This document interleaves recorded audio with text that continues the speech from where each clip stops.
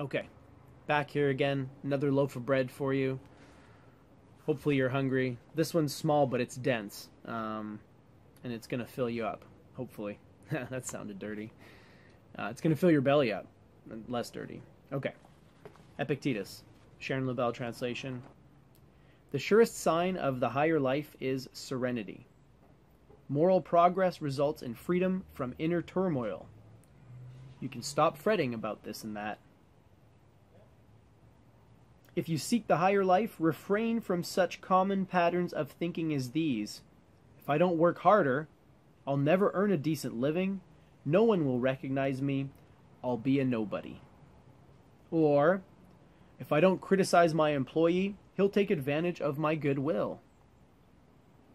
It's much better to die of hunger, unhindered by grief and fear, than to live affluently, beset with worry, dread, suspicion, and unchecked desire.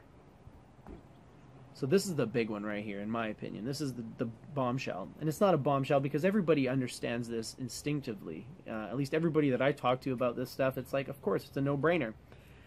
It's much better to die of hunger, starve to death, but be at peace internally, than to live affluently, but be constantly plagued by worry, dread, suspicion, unchecked desire, in my case, anger, frustration, boredom, all of these things.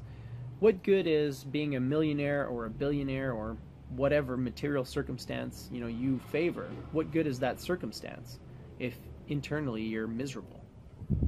Isn't the whole point of pursuing lots of money and good paying jobs and nice houses to be happy? So if you think that getting a promotion is going to make you happy, it might please you, it might give you a little bit of joy for maybe a couple months at tops, but eventually you're gonna slide back into your groove, your comfort zone, and suddenly the novelty of the job will have worn off, and you're gonna be maybe even miserable at that job again, right? Because the job isn't the problem.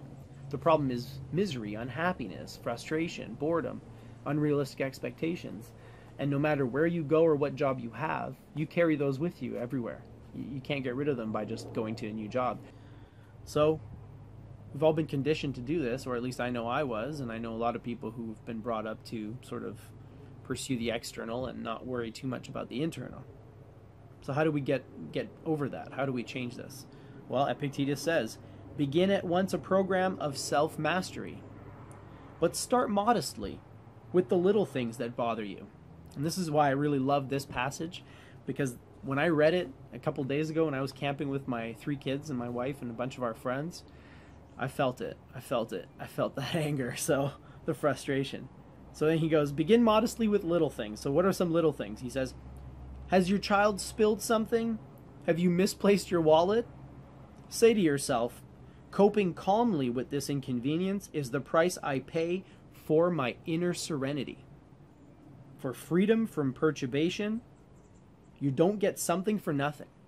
So you have to work at it.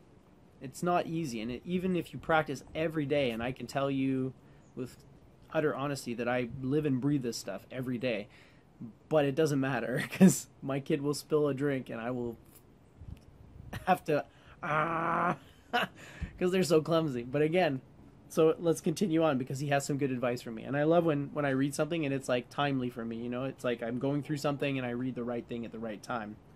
Carl Jung would call that a synchronicity, but I don't know if it's just coincidence or what. He says, when you call your child, be prepared that she may not respond to you. Or if she does, she might not do what you want her to do. Any parents out there listening to this, you feel my pain, and you feel Epictetus' pain. But he's saying these are opportunities to practice. These are opportunities to work at cultivating tranquility within yourself. He says, start with the little things that bother you. See, he's not talking about death and, going bankrupt, being exiled or whatever.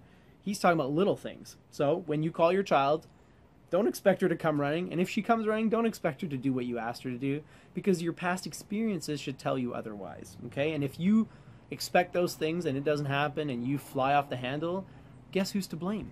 It's not your kid. It's you. You knew it was going to happen. I mean, 9 times out of 10, they don't fucking listen. Oh, man. Under these circumstances, it doesn't help your child for you to become agitated. It should not be in her power to cause you any disturbance. It shouldn't. It is. God damn it. These kids. Oh, man, I love that. It should not be in anyone's power to cause you any disturbance. If someone says something and you get upset, that's on you. That's on me. That's on everybody who gets upset when somebody insults them or, you know, says something rude. It's always on that person because you're letting someone else affect you. If you know what they're saying isn't true, why does it disturb you? Why does it anger you or frustrate you? If it's true, you should thank them for bringing it to your attention. If it's not true and you know in your heart it's not true, why is it bugging you? Epictetus has another line he says, whenever you get into a situation like this where someone is saying something about you or they're saying something about, you know, politics and you're like, oh my God, instead of getting mad, instead of getting into an argument, all you got to do is tell yourself this thing. It seems so to them. To them, that's the way it seems. Why would you get mad at that? Why would you get mad, right? So when you get mad, all it does is hurt you.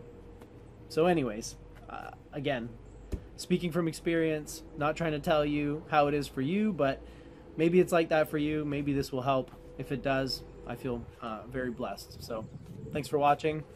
See you next time.